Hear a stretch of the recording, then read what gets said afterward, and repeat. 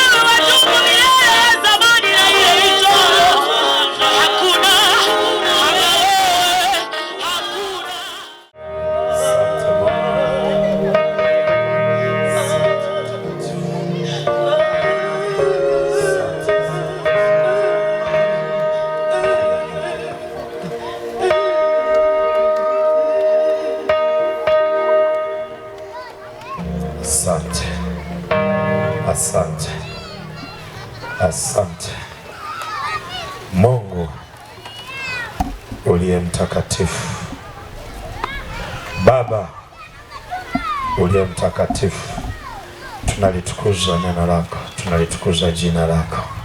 Asante kwa kutupa neema, asante kwa kukusanya makutano haya, asante kwa ajili ya wakina mama, wazee, vijana na watoto. Asante kwa ajili ya waimbaji, asante kwa ajili ya zote juu ya anga, na ajili Yesu, na ajili ya damu ya Yesu iliyomwagika msalabani, damu yenye nguvu ya kuponya, damu yenye nguvu ya kusafisha, damu yenye uwezo wa kuondoa laana, mikosi na ninaiachilia hiyo damu juu ya watu wote hawa. Ninaiachilia damu ya Yesu kwa wakina mama, kwa watoto. Ninaomba katika ulimwengu wa roho, fungua mioyo yao, fungua fahamu zao, fungua akili zao, fungua Bwana Yesu maisha yao yote katika jina la Yesu.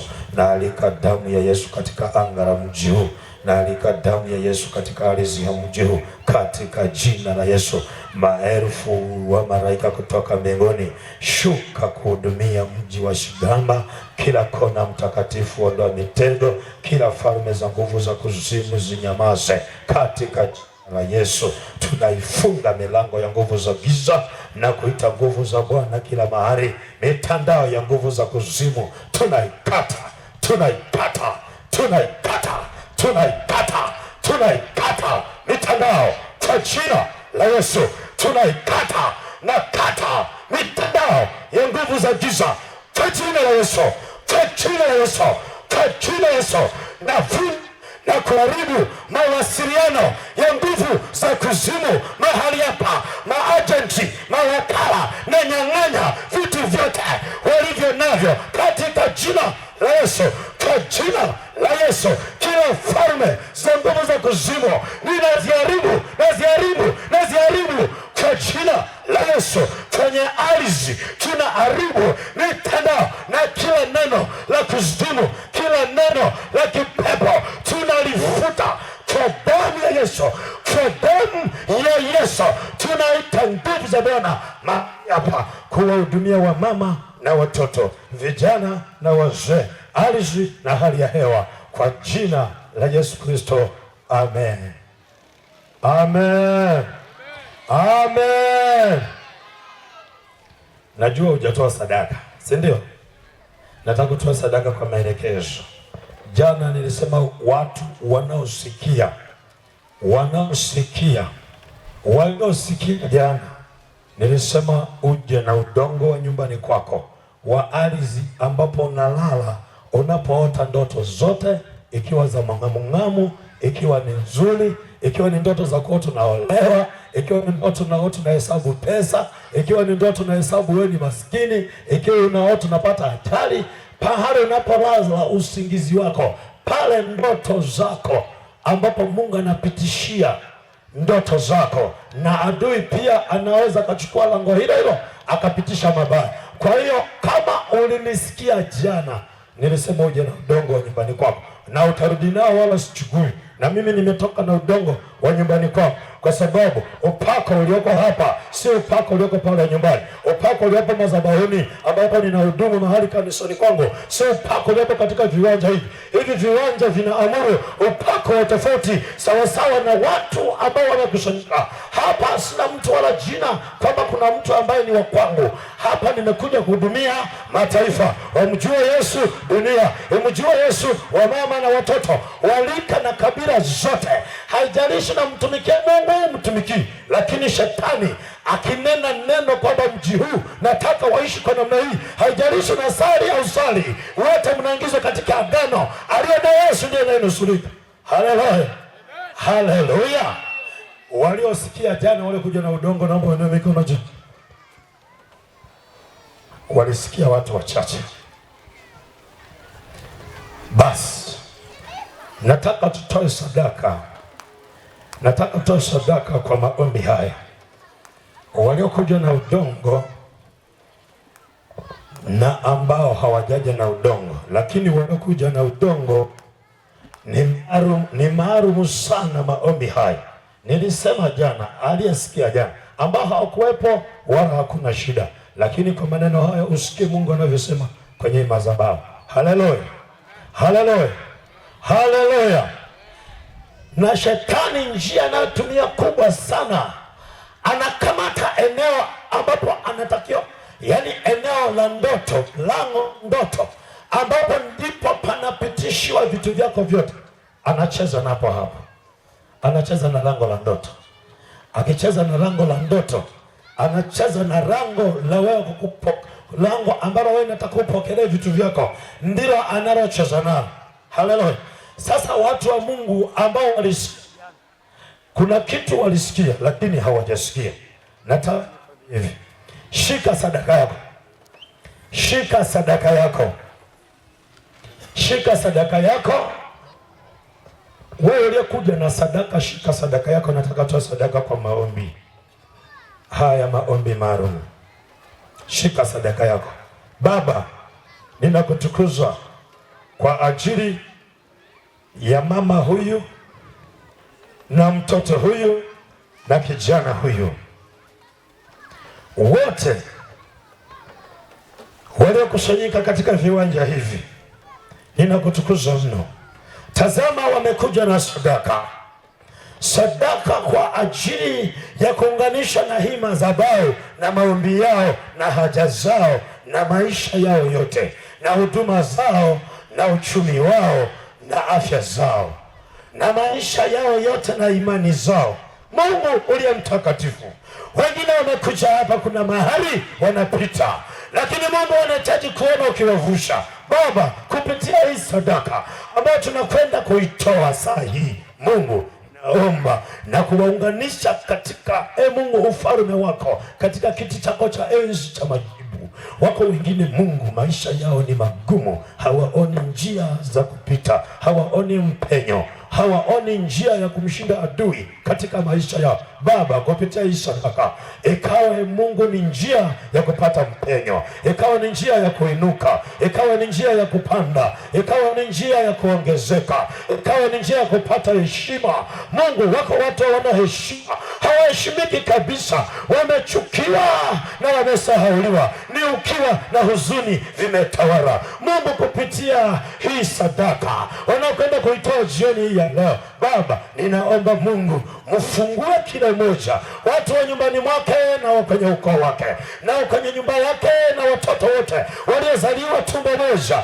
Mungu, maana unasema kwa wewe uzao wako utabarikiwa. Kwa huyu mmoja aliyeamini kuitoa sadaka, akafungue mji, akafungue nyumba, akafungue watoto waliokuwa wasomi kwenye ukoo wao wakaanza kusoma, waliokuwa wafaulu wakaanza kufaulu. Ni neno lako la kuaminiwa na kuomba Mungu uliye hai, damu yako ya agano, hakikisha kila eneo wanapokwama, wengine kuolewa na kuachika, wengine kuolewa na kuachika. Mungu ndio kanuni. Mungu vikakome saa hii, kila raza kulishi, wengine ni kukataliwa tu, mambo yakianzishwa yanaishia njiani. Baba, kuanzia leo watakapotoa sadaka, Mungu nawaunganisha na roho Bwana ya uvumilivu mpaka mwisho, kumaliza mwendo kwa jina la Yesu. Naomba Mungu aliye hai mhudumie kijana, baba na mama na watoto walioko hapa na ambao hawako hapa, kwa damu ya Yesu. Fungua njia na malango yaliyofungwa katika ulimwengu kwa damu ya Kristo. Amen. Haleluya. Hiyo sadaka yako uliyoshika, achana na udongo nitaombea mwishoni kabisa, mwishoni. Na leo nataka nikupe maelezo kwa utaratibu uelewe, kwa sababu unakuwa huwezi kuelewa, labda huwa ninakimbia spidi. Haleluya. Nataka nikwambia taratibu ili unielewe. Wakati mwingine unaweza ukawa usikii, hata hapa naongea kuna watu hawasikii, lakini utanielewa baadaye utakapokuwa na watoto 7, 5, 6, utanielewa tu baadaye kwamba alisema. Haleluya. Hawezi kanielewa leo hii, kuna wakati utanielewa. Wewe mama utanielewa, wewe dada utanielewa, wewe kijana utanielewa, lakini dakika inapoongea inawezekana unielewe, lakini nataka unielewe. Ni neno la Bwana. Naomba chombo cha sadaka, si kwenda kuwafuata watu kule, weka pale mbele, watu wakatoe pale mbele.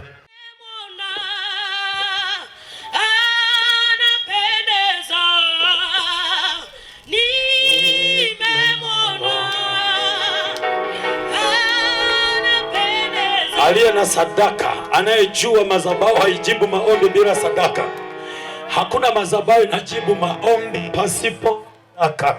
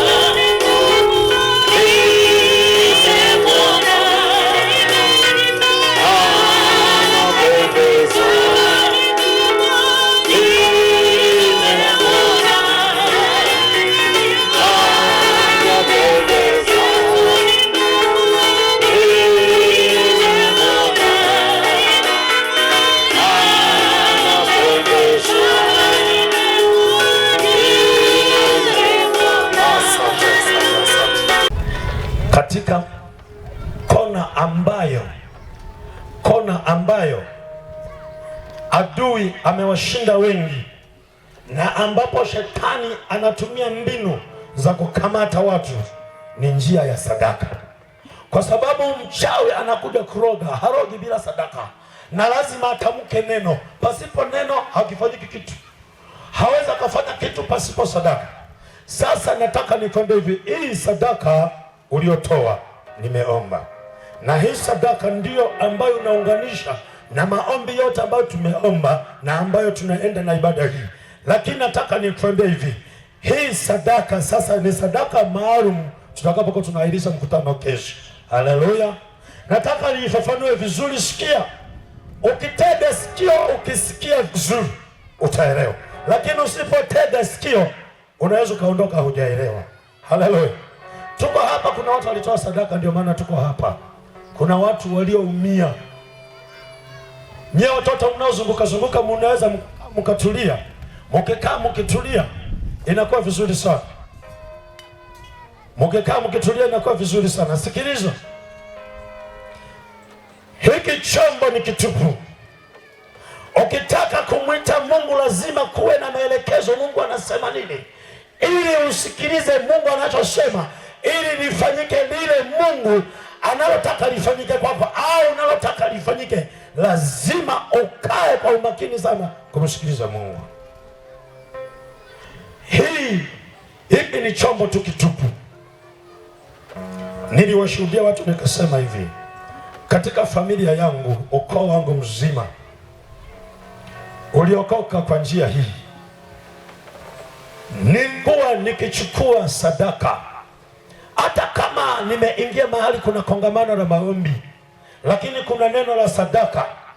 Labda inawezekana dada yangu anasumbuliwa kwake, inawezekana ukoo wangu, ndugu zangu, najua walevi wako wangapi walioshindikana, najua kwenye ukoo watu wanaofanya uharibifu wako wangapi, wanaotumia mambo ya uganga wako wangapi. Lakini nikasema, Mungu, nitatoa sadaka kuhakikisha ukoo wangu wote wanaokoka. Haleluya. Nikaanza kutoa sadaka. Ninapochukua sadaka wanagawa. Mungu amenijalia, amenipa neema. Ninapokuwa niko kwenye maombi kule Dodoma, maombi ya Mwalimu Mwakasege ya kitaifa, huwa naenda ninachukua sadaka. Nachukua ya baba zangu wote, nachukua sadaka ya ukoo wangu wote, nachukua sadaka ya dada zangu wote, na waandika na majina yao. Ninapiga magoti kwenye kona fulani nikiwa kwenye maombi na kufundisha kitu. Usije ukafikiri ibada pasipo neno hakuna kinachofanyika. Hata mchawi hawezi kukuroga pasipo kusema neno. Hawezi akakaa tu kimya kimya hivi, lazima atamke maneno kinywani. Haleluya. Kwa hiyo hizi sadaka nilikuwa nikipiga magoti, natoa sadaka na isogeza mbele ya madhabahu. Siku moja ukoo wangu, nikushuhudia tu labda kabla sijakugawia, ukoo wangu ikashuka mvua ya radi, ikapiga mtu akafa. Wakati huo siku kadhaa alipigwa mtu na mti kama ukaanguka kamwangukia. Iliyofuata ikapigwa radi. Wakatuita wote, ukoo wote, asibaki hata mmoja, awe Dar es Salaam, awe Mbeya, awe Sumbawanga, awe wapi, wote tukakusanyika. Na katika hao wako wanaotumia uganga, wapo wanaotumia ushirikina, wapo wanaotumia mambo ya kuabudu mizimu. Tumekusanyika wote, nakushuhudia kwangu ili uelewe. Haleluya. Unaweza usielewe leo hii. Tulipoenda mahali pale wakakusanyika, ni ukoo wangu. Mataifa hapa wanajua na wanaona, nashuhudia kitu cha kweli, ukoo wangu.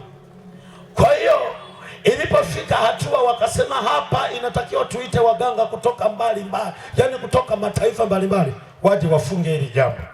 Na wanasema na mtume yuko hapa amekaa, lakini watu wote wanaposema wanachungulia kwamba atasema kitu gani. Tumekusanyika ni wengi, hapa ni wachache.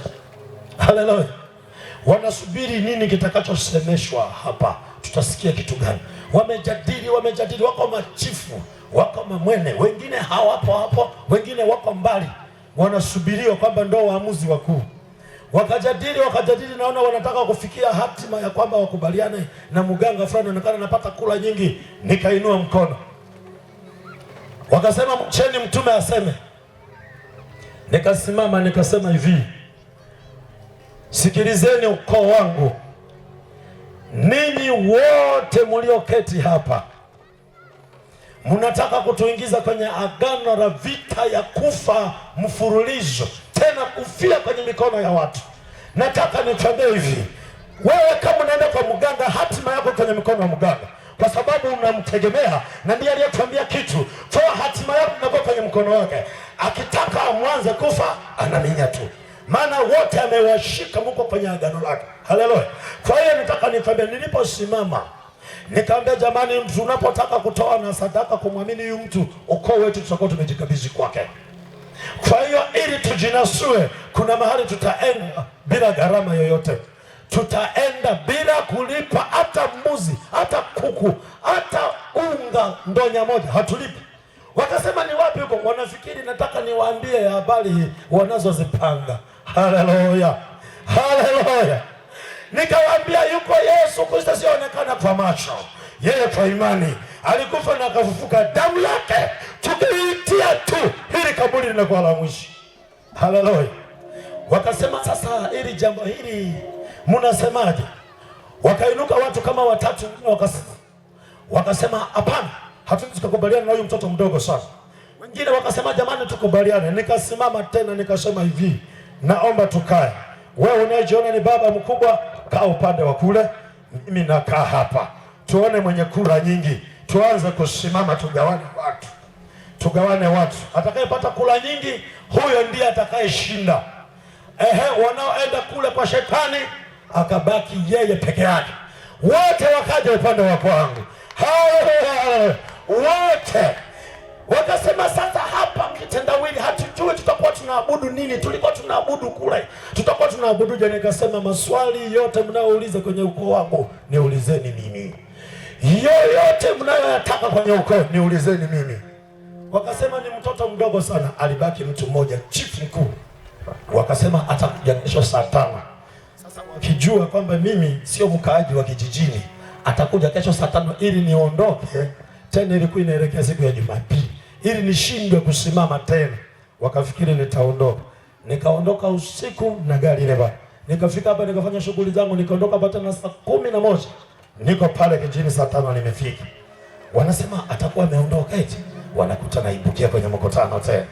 Haleluya. Haleluya. Lakini wanasubiri mtu huyo mmoja tu, mkubwa wa wote. Amesimama pale, hata meno hana. Haleluya. Anasubiri tu kufa naye. Nataka unategemea watu ambao wanakufa jamani. Usiwategemee hao, mtegemee Yesu aliye hai. Mtegemee Jehova aliye hai.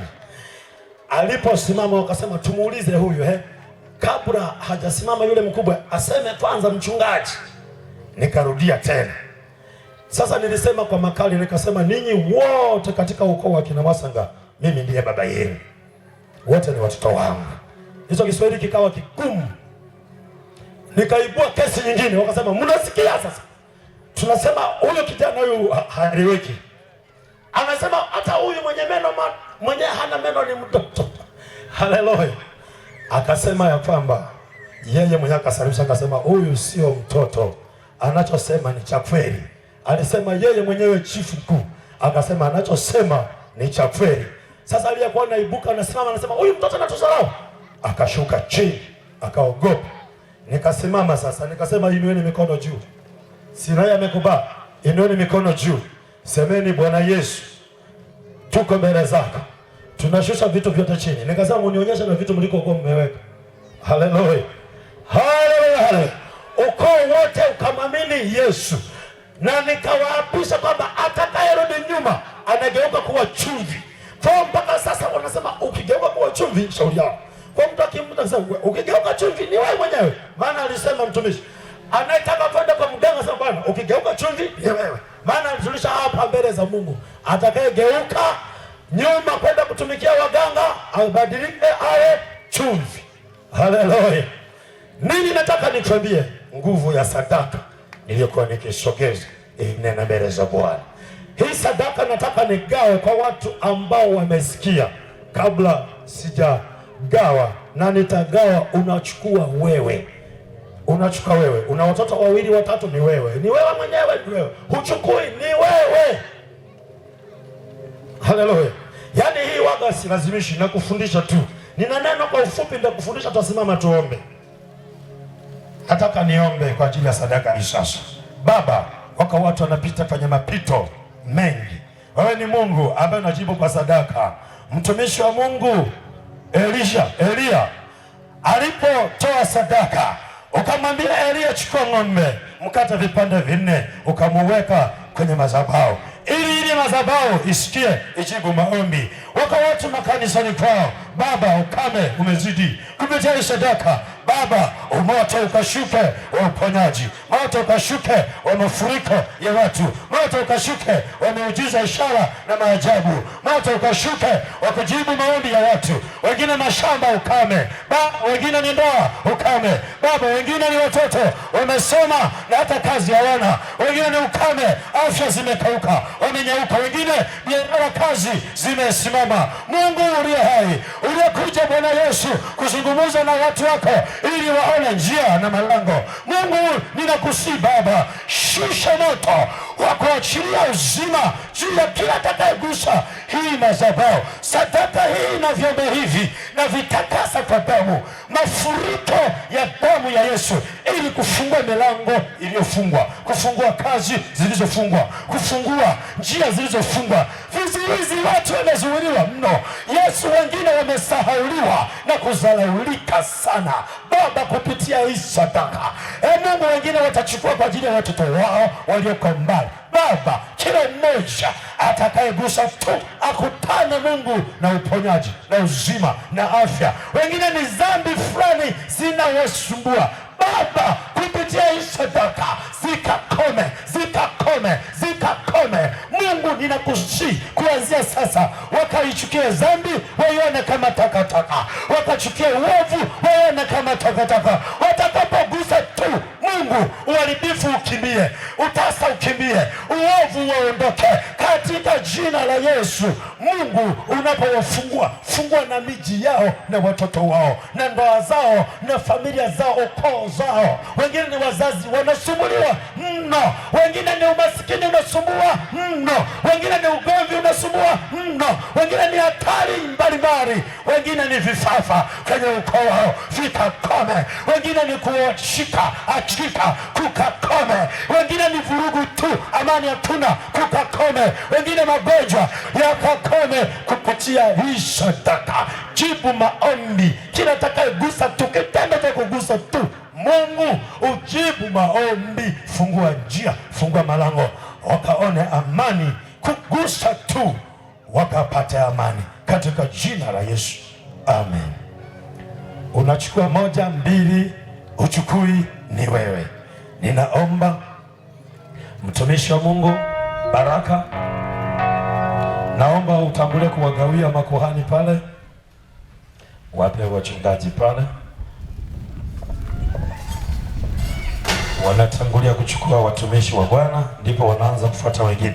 Aliyesikia neno hili, unakuja unachukua sadaka hii wewe mwenyewe, unachukua 1, 2 ni wewe. Natangulia mimi kuchukua, nachukua za ukoo wangu na familia yangu, ndugu zangu na watoto wangu, na kwa ajili ya mambo ninayojua mwenyewe, kwa ajili ya kazi niliyopewa. Simama pale ukiendelea kuwagawia watu. Anachukua 1, 2 ni yeye, ni 1 hachukui kabisa, ni yeye. Unaweza ukachukua kwa ajili ya yani mama yako na baba yako huwaelewi, unataka waza kwa, haijalishi ni sadaka ya namna gani, yani haihesabiki. Wewe sema neno tu, kwa sadaka hii nataka nione mama na baba wakaa sawa. Kwa sadaka hii niachane na hii dhambi. Kwa sadaka hii nione nyumba yangu ikitulia. Kwa sadaka hii watoto wangu wasome kama wengine. Kwa sadaka hii watoto wangu watulie. Kwa sadaka hii kizazi changu kitakachofuata kitakumbukwa na hii sadaka. Kwa sadaka hii watoto wangu walioko mbali, dada zangu walioko mbali, kazi ambayo inasumbua ukoo mzima, kazi zinafanana, hakuna waheshima hata mmoja ya kwamba tumsubiri huyu atakapoamua. Wote mko sawa sawa. Sadaka hii ng'ang'ania. Unachukua 2, unachukua 3, unachukua wewe ngapi? Ni wewe tu, huchukui kabisa, ni wewe. Majibu yako sawa sawa na jinsi unavyosikia. Hivyo unavyosikia ndivyo unavyoweza kuzungumza na Mungu wako. 1, 2, 3 ni wewe. Haijalishi ni kitu gani, na si lazima fedha. Unaweza ukachukua hiyo sadaka, lakini chochote ulicho nacho nyumbani tunakiungamanisha na hii madhabahu. Dada yako, kaka yako, kukataliwa kumekuwa kingi mno. Watu wanakusahau kwa sadaka hii. Mungu, kusahauliwa kukome kwa sadaka hii. Mungu, dhambi fulani inanisumbua ikakome kuanzia leo. Sadaka, yani kuna mambo mengine majibu mpaka sadaka. Kuna milango imefungwa kwa sadaka, lazima tuifungue kwa sadaka. Kuna milango imefungwa kwa sadaka. Hebu fikiria, kuna mchawi aliyekuroga na kaua na mtoto wake. Unategemea maombi haya tu, watoto wako wamefungwa kwa sadaka. Alafu amekaa nje pale, amezunguka usiku kucha, yuko uchi, ni sadaka. Alafu unataka utoe tu, ufunguliwe tu. Nataka nikwambie hivi, watoto wako wamerogwa kwamba wasifunguliwe, lakini aliyemloga amekesha usiku kucha, anatembea uchi, amejipa sadaka. Unataka kuniambia utafunguliwa? Maombi ya kawaida lazima liwepo neno, na lazima awepo mtu mmoja wa kukufungua ufahamu, ili upate kuelewa unatokaje katika hilo. Kuna mtu amekuja amesema huyu hapa hasizae, yani asizae, alafu amezunguka usiku kucha, alafu ameua na mtoto wake yule wa kwanza anayempenda, ili anaporoga uchawi ufanye kazi. Yani ili anaporoga usipate mtoto, ili ule uchawi ufanye kazi, analoga, anazunguka usiku kucha. Wewe unafikiri utafunga kwa namna gani? Lazima mtoe ambaye ana ufunguo wa kukufungulia ufahamu wako, ili upate kuelewa. Kama waliroga kwa sadaka, tunavunja kwa sadaka. Kama waliua kwa sadaka, hicho kipawa hakionekani. Hata ukijaribu mwaka unaishi, haoni njia, haoni mlango. Lakini asipotokea mtu wa kukuvusha, nataka nikwambie hivi, utafahamu tu. Tuko hapa tumevushwa na watu ambao walipewa ufunuo na Mungu.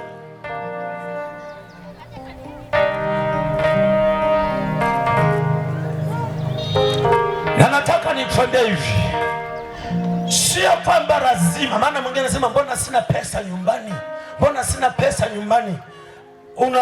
Yani sadaka huwa haikosekani, sadaka haikosekani.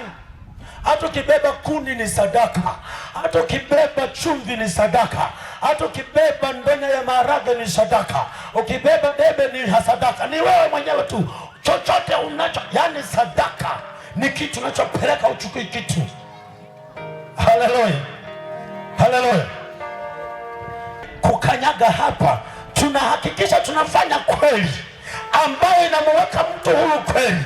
Kama unaamini uamini wewe, kama huamini usiamini wewe. Siwezi nikaja hapa tukagaramia namna hii alafu tukafanya juju kuwarusha watu serikali. Nataka nikwambie hivi, nilisema sijaja kuuza kitu. Kama nikuuza vitu tungejaza vitu vya kuuza hapa, na kama nikuuza vitu tungeenda kujumua tukauze sokoni, sio hapa. Haleluya, haleluya. Nataka nikwambie hivi, hatuna haja ya kukuvusha wewe. Hatuna haja na kitu kingine.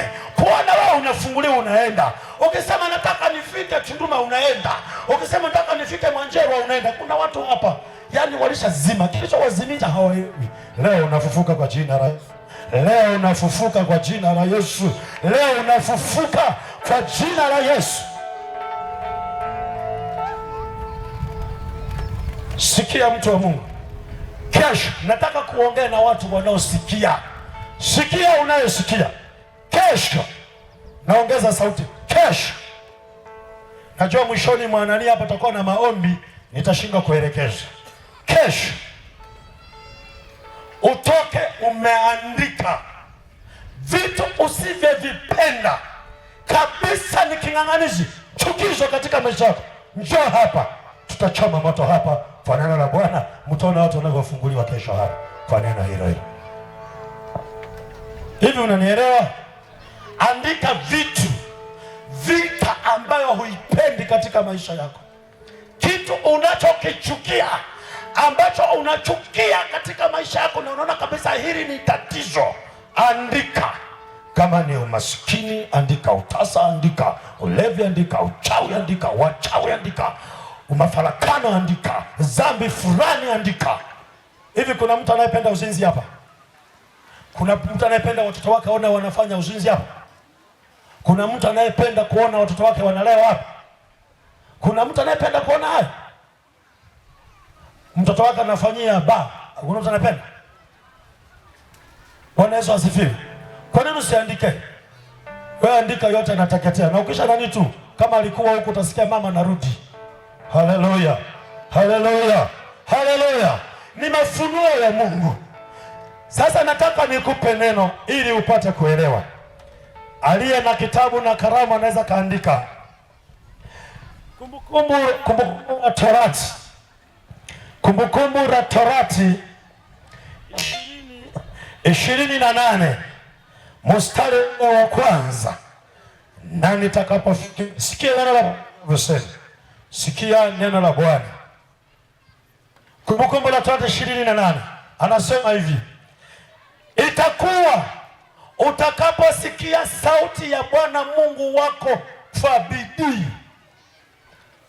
Itakuwa utakaposikia sauti ya Bwana Mungu wako kwa bidii kutunza kuyafanya maagizo yake yote ni kuagizayo leo, ndipo Bwana Mungu wako atakapokutukuza juu ya mataifa yote, juu ya mataifa yote ya dunia hii, na baraka hizi zote zitakujilia na kukupata usikiapo sauti ya Mungu wako. Utabarikiwa mjini, utabarikiwa na mashambani, utabarikiwa uzao wa tumbo lako na uzao wa nchi yako, uzao wa wanyama wako, mifugo yako, maongeo ya ng'ombe wako na wadogo wa kondoo zako. Litabarikiwa kapu na chombo cha kukandia unga. Utabarikiwa uingiapo, utabarikiwa utokapo. Haleluya. Unakuta wimbo unaendelea tu, unakuta wimbo unaendelea tu, lakini kuna watu wametafuta ziada za kubarikiwa. Hawajajua mbinu ya kubarikiwa kibibilia. Mbinu ya kubarikiwa kibibilia, Mungu hajaagiza kwamba baraka mtazipata kwa watu ambazo zinapatikana kwa wachungaji au kwa waganga, ambazo baraka zinapatikana kwa watu ambao wako katika dunia hii. Itakuwa utakaposikia sauti ya Bwana Mungu wako kwa bidii na kuyatenda maagizo yake.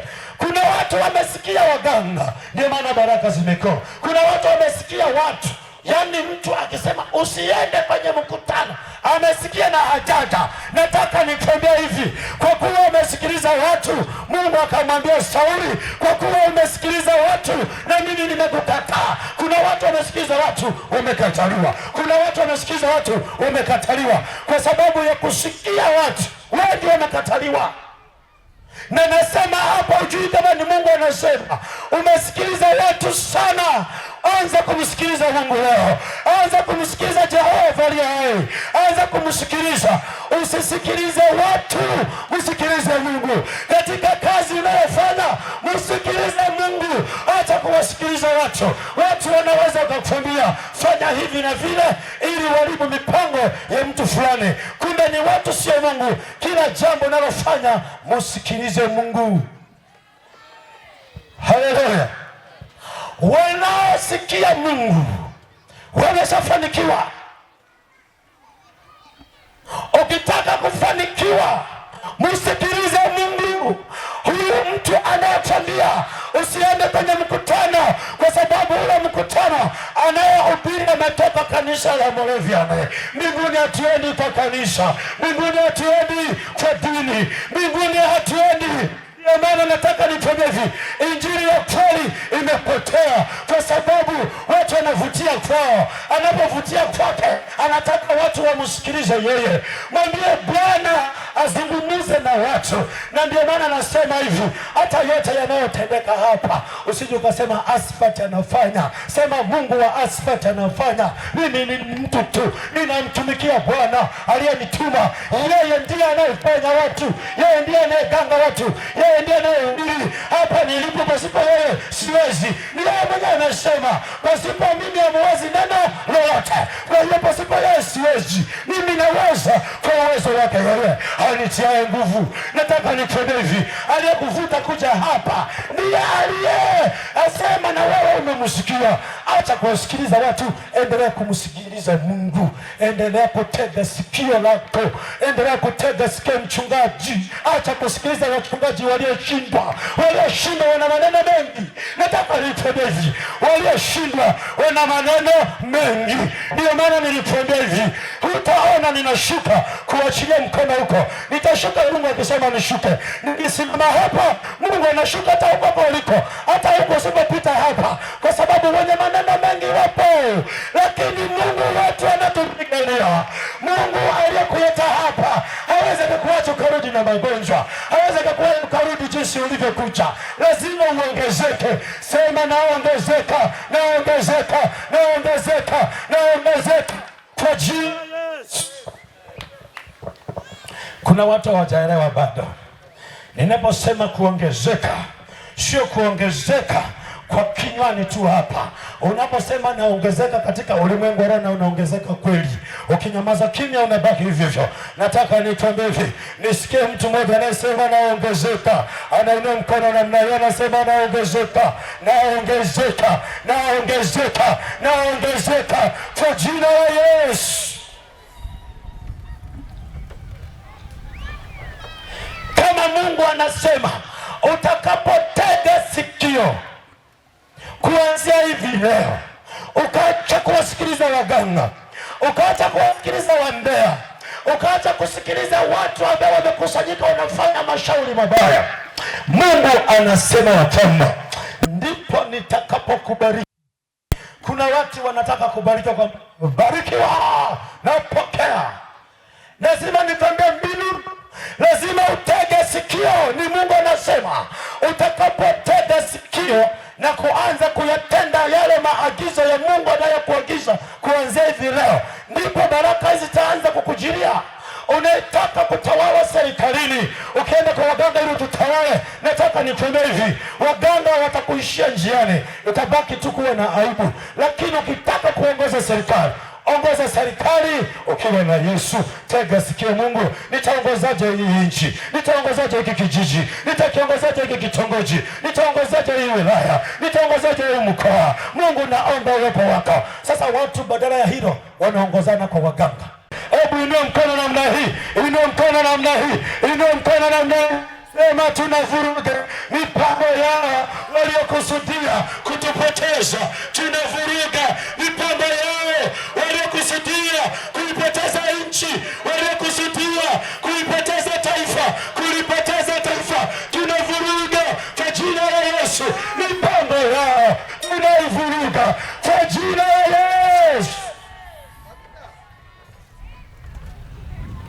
Usifikiri ni uongo.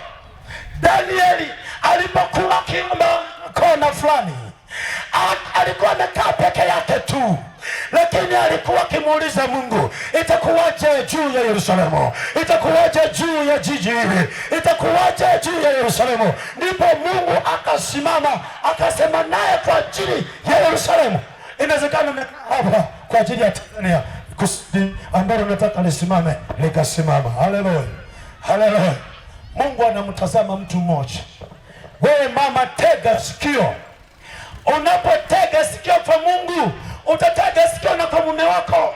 Unapotega sikio kwa Mungu, utatega sikio na kwa mke wako. Unapotega sikio, hata ukienda sokoni ukikaa na wenzako utatega sikio. Hata ukienda mahali popote kwenye taasisi utatega sikio, kwa sababu kuna watu wengine kila mahali anataka atawale, kila mahali anataka atawale, kwa sababu Mungu hamsikii na watu hata wasikia. Yaani Mungu hamsikii na mwenzake hawezi kumsikia. Ukitaka kibali kilicho original mama kama cha Esther, lazima ukae mahali uachie madhabahu ipigane juu yako. Esther alipoomba, madhabahu ilimpigania, Wayahudi hawakuuawa. Daudi aliposimama akakaa kwenye madhabahu, Goliathi alikuwa ni tishio kwa wana wa Israeli, lakini Daudi akakaa kwenye kona akasema, niliua dubu na simba, huyo hawezi kunibabaisha. Walipompa vifaa akavitupa pembeni. Nataka nikwambie hivi, kwa Yesu Kristo hakuna uganga, hakuna wanaotisha, hakuna vita yoyote inayoweza kusimama. Yesu peke yake ni mtawala wa anga na ardhi. Wewe kikubwa tu anza kumsikiliza, anza kumsikiliza. Watoto wako wamsikilize, familia yako wamsikilize. Inategemea wewe na ile nguvu ulio nayo na sadaka uliyochukua hapa. Ukiunganisha na maombi haya na neno hili, utaanza kupata baraka.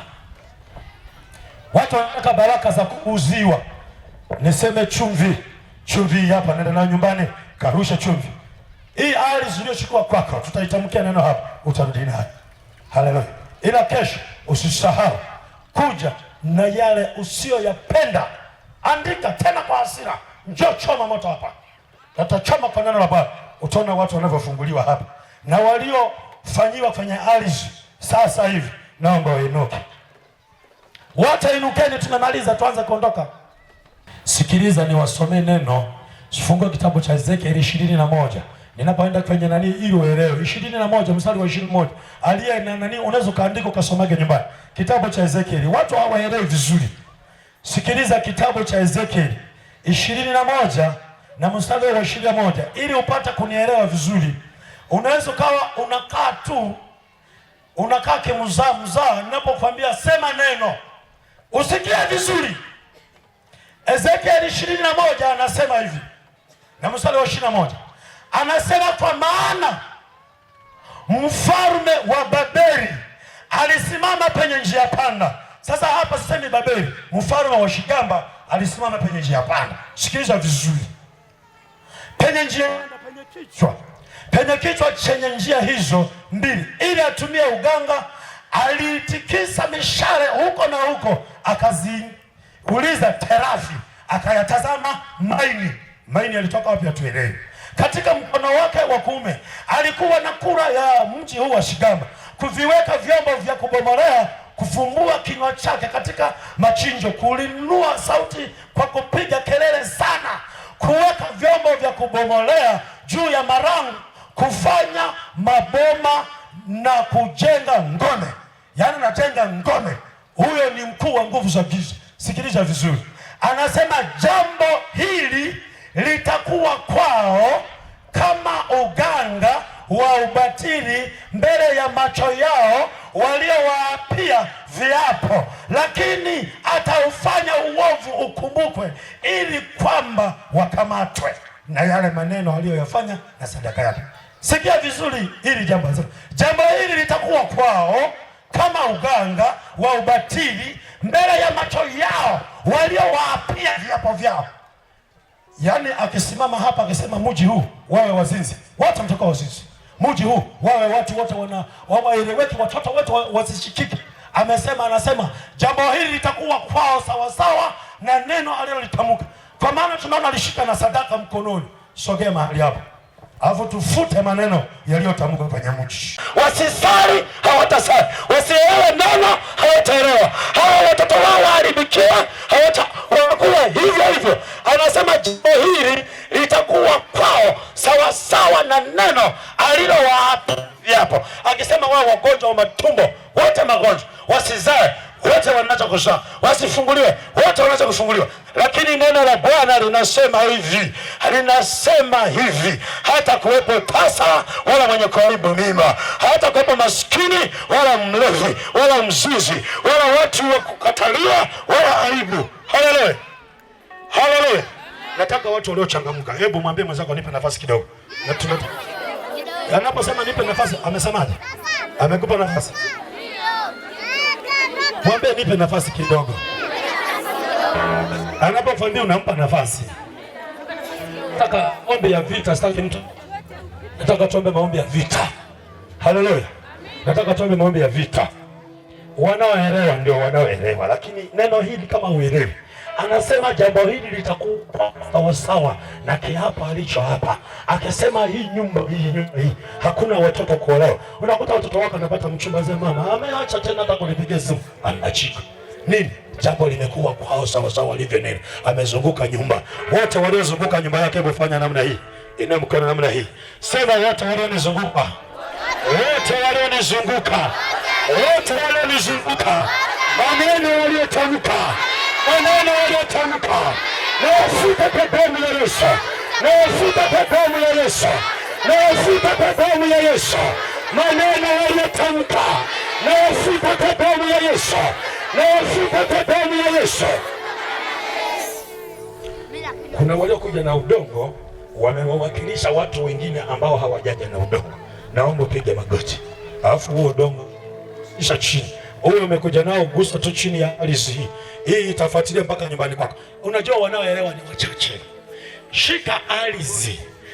Hata kama huna udongo, shika tu ardhi. Unawaunganisha katika ulimwengu wa roho wote. Yaani nataka hivi, mmewahi waona wachaka vika? Washika ardhi. Nataka tuisemesha ardhi. Alafu msikie kinachoendelea kuanzia leo hii.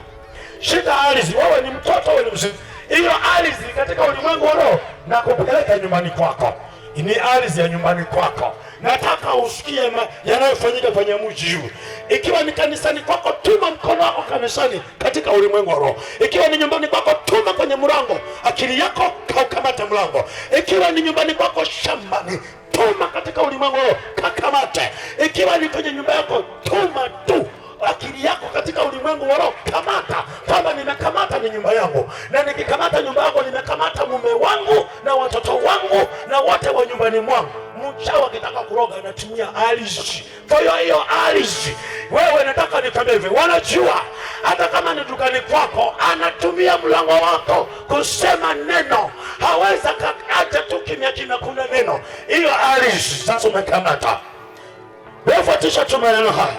Sema, Bwana Yesu, ulikufa ukafufuka, damu yako ilimwagika pale msalabani, na imeandikwa karibu vitu vyote husafishwa kwa damu ya Yesu. Yako maagano yaliyofanyika kwenye ardhi yangu, kwenye ardhi ya mji huu, kwenye ardhi ya mji huu, mahali nilipozaliwa, mahali nilipojenga, katika ulimwengu wa roho, ninayafuta maneno mabaya, maagano mabaya yaliyotamkwa kwenye ardhi yangu. Ikiwa ni ukame, ninayafuta, ninafuta. Ikiwa ni masikini, ninafuta. Ikiwa ni mafarakano, ninayafuta. Ikiwa ni ukame, ikiwa ni ugomvi, ikiwa ni kufeli, ikiwa ni kukataliwa, ninayafuta maagano yote kwa damu ya Yesu, kwa damu ya Yesu. Maneno yote waliotamka ili nishindwe kusonga, ili nisiendelee, ili nisiongezeke, ninayafuta kwa damu ya Yesu, ninayafuta kwa damu ya Yesu. Maneno yote waliotamka, mitego yote waliotamka, maneno yote waliotamka kwenye hiyo mitego, tunayafuta kwa damu ya Yesu. Mitego yote waliotamka kwenye ardhi hii, kwenye ardhi yangu, maneno mabaya ninayafuta.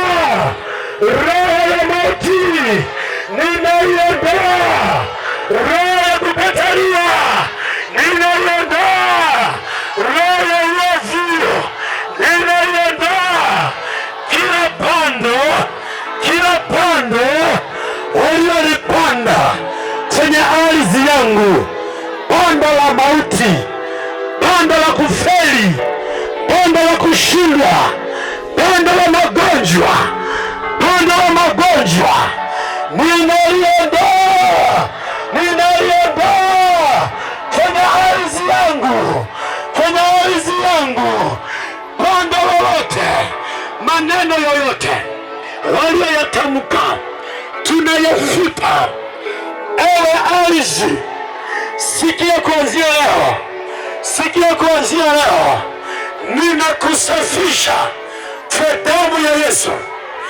Nitakaporudi nyumbani na miguu yangu inabeba hii nguvu, nitakapofika nyumbani kwangu, nitakapofika kwenye nyumba yetu, nitakapoikanyaga ardhi ikasikia wachawi wakaondoka, mitego ikaondoka, uganga ukaondoka, pupa ikaondoka, nguvu za giza zikaondoka, majoka yakaondoka, mapaka yakaondoka, mapaka yakaondoka, mapaka yakaondoka, nguvu za kichawi zikaondoka, vifungo vikaondoka, uharibifu ukaondoka kwa jina la Yesu.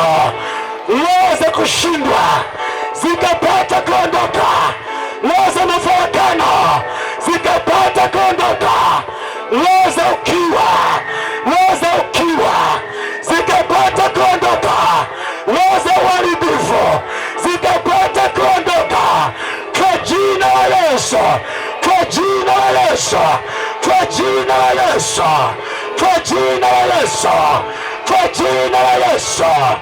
Palipokuwa na ukame, palipokuwa na ukame, palipokuwa na ukame, pakapata kustawi, pakapata kustawi, kazi zikaongezeka, biashara ikaongezeka, upendo ukaongezeka, upendo ukaongezeka, afya ikaongezeka, watoto wakaongezeka, heshima ikaongezeka, kibali kikaongezeka. Kuanzia siku ya leo, kwa damu ya Yesu, kwa damu ya Yesu, vifungo vikaondoka, vifungo viondoke, vifungo viondoke, mizimu iondoke, mizimu iondoke, uganga uondoke, ushirikina uondoke, kwa damu ya Yesu, kwa damu ya Yesu. Magonjwa yaondoke, magonjwa yaondoke, magonjwa yaondoke kwa damu ya Yesu, kwa damu ya Yesu. Naomba usimame.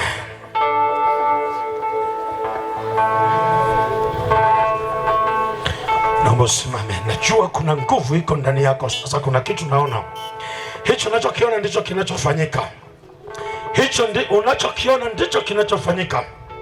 Sema jioni ya leo, jioni ya leo, jioni ya leo. Nimekuinua, nataka nisikie sauti yako. Yaani uko hapa, nataka umwite Yesu sokoni kwako, Yesu shambani kwako, Yesu kwenye nyumba yako, Yesu kwenye ndoa, Yesu kwenye biashara, Yesu kanisani, Yesu kwa wazazi wako. Nataka umwite Yesu. Yesu njoo kila mahali pangu, mahali popote panaponiruhusu, panaponiruhusu. Yesu njoo, Yesu njoo, Yesu njoo. Njoo nyumbani kwangu, njoo kwa wazazi, njoo kwenye mji wetu, njoo kwenye familia yetu, njoo kanisani kwetu, njoo kwenye ukoo wetu, njoo kwenye familia yangu, njoo kwa wazazi wangu, njoo kwa watoto wangu. Yesu njoo, Yesu njoo. Njoo kazini kwangu, njoo kazini kwangu, njoo nyumbani kwangu, njoo nyumbani kwangu. Yesu njoo, sema njoo, njoo, njoo. Yesu njoo, Yesu njoo. Uponyaji njoo, uponyaji njoo, ukombozi njoo. Kwa jina la Yesu, kwa jina la Yesu, kwa jina la Yesu. Sema njoo, njoo, njoo, njoo, njoo, njoo nifungue, njoo nifungue, njoo nifungue, njoo nifungue, njoo nifungue, njoo nifungue, njoo nifungue. Yesu njoo, Yesu njoo, Yesu njoo. Nitoa kwenye vifungo, nitoa kwenye vifungo, nitoa kwenye vifungo, nitoa kwenye vifungo, nitoa kwenye magonjwa, nitoa kwenye magonjwa. Tulia nikwambie. Naona kabisa watu wanafunguliwa. Naona watu wanatoka kwenye vifungo. Wengine walikuwa wamerogereza kwenye ardhi zao, sasa wanatolewa, sasa wanatolewa, sasa wanatolewa, sasa wanatolewa, sasa wanatolewa, wanatoka kwenye vifungo, wanatoka kwenye vifungo, wanatoka kwenye vifungo, wanatoka kwenye vifungo. Nguvu za giza zilizokuwa zimewakamata sasa kupitia ardhi, kupitia ardhi, kupitia hiyo ardhi ambao wanaitamkia. Funika macho yako, endelea kuamulia Bwana. Mungu anakusikia kupitia ardhi mloko umerogwa, kupitia ardhi mmeibiwa. Yesu njoo, njoo, njoo, njoo, njoo, njoo, njoo, njoo. Mfungua yule dada, mfungua yule mama, fungua ndoa yake, kazi yake, fungua afya yake, fungua watoto, fungua tumbo yake, fungua kazi yake, biashara yake. Walikuwa wameharibia kwenye ardhi. Haya, naachilia damu ya Yesu, damu ya Yesu, damu ya Yesu, damu ya Yesu, damu ya Yesu. Nafungua vifungo vyote kwa damu ya Yesu, kwa damu ya Yesu, kwa damu ya Yesu. Funguka, funguka, funguka, funguka, funguka. Nguvu za giza toka sasa, mwachie. Amekatalia muda mrefu, ile roho iliyokuwa imemfunga, toka, toka, toka. Na ile ugonjwa kwenye ile tumbo, toka, toka, toka kwenye tumbo, toka kwenye kiuno, toka kwenye tumbo, toka kwa jina la Yesu, kwa jina la Yesu. Nguvu za Mungu zinashuka sasa kukukomboa mahali ulipokuwa umefungwa. Huo ugonjwa umejificha kwenye tumbo, toka, toka, toka, toka. Nguvu za giza zilizojificha kwenye ile tumbo, ile roho inayokupandikiza, roho ya ulevi, unafikiri ni wewe, toka, toka, toka. Ewe roho unayekamata na kusumbua hiyo nyumba, toka kwa jina la Yesu, toka. Ufalme wa nguvu za giza, toka. Mwachie huyo mama, mwachie huyo baba, mwachie huyo mama, huyo mama. Funguka, funguka, funguka. Nguvu za giza, mwachie huyo mama, mwachie kwa jina la Yesu, toka, toka. Nguvu za giza kwenye hilo tumbo. Weka mkono wako kwenye kitovu chako namna hii, kwenye kitovu chako namna hii. Nataka niyavunje maagano kwenye hilo kitovu. Tunapovunja maagano, nimekwambia siwezi nikakopesha mahali hapa. Nataka kuvunja maagano. Funika macho yako. Nataka kuvunja maagano. Shika tumbo lako kwenye kitovu. Agano la kipepo kwenye hilo tumbo, kwenye kitovu. Wanaolifanya hilo agano kwenye kitovu, agano la kwenye kitovu, haya, toka, toka, toka. Agano la nguvu za giza nalivunja, nalivunja. Haya, naanza kukata vitovu sasa. Nakata ile agano la kwa bibi, toka, toka, toka, toka kwa damu ya Yesu. Hayo mateso ya kulisishwa kutoka kwa bibi yako yanakusumbua, hata unapotaka kupata kitu kinakataliwa. Toka, nalivunja ile agano, toka. Mwachie mama, toka. Mwachie kijana, toka, toka. Agano la kipepo kwenye tumbo hilo, agano la kwa bibi yako linalokutesa. Haya mateso unayopata na bibi yako aliyapata. Haya, toka, toka, toka. Ewe pepo uliyetumikwa, wewe pepo uliyekaa kwenye kitovu ukakamata na hata wanasemesha huko, toka, toka, toka, toka. Ile agano kwenye ile tumbo lako, kwenye tumbo lako, kwenye tumbo lako, ile agano la kwa bibi nalivunja, nalivunja, nalivunja. Ile agano, wewe mama, mateso unayopata ni agano la kwa bibi yako, ni agano la kwa mama yako. Haya, nakata maagano yote na maagano yote hata ya mji huu wameunganisha na maagano ya nguvu za giza. Haya, haya, haya, haya, haya. Sikia pepo kwenye ile tumbo la mama unasumbua kwenye tumbo lake, toka, toka, toka, toka, toka, toka, toka, toka. Ile agano la uharibifu, unafanya mambo unajikuta tu umekosea. Haya, toka, haya, toka, haya, toka kwa jina la Yesu, kwa jina la Yesu, kwa jina la Yesu. Shika tu tumbo lako kwa jina la Yesu, kwa jina la Yesu. Na livu hilo agano, pepo toka. Mfalme wa nguvu za giza, toka, toka, toka, toka, toka, toka, toka, toka, toka, toka, toka, toka, toka. Mwachia, toka, mwachia, toka, mwachia, toka, mwachia, toka, mwachia, toka kwa jina la Yesu.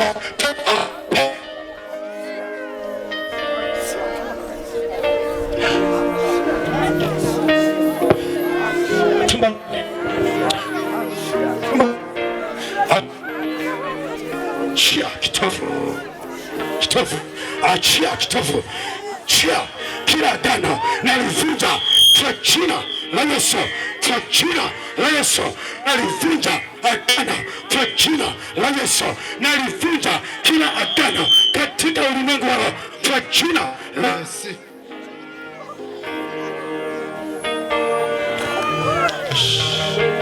Nalivunja agano katika ulimwengu wa roho. Mfalme wa nguvu za giza, mwachie, mwachie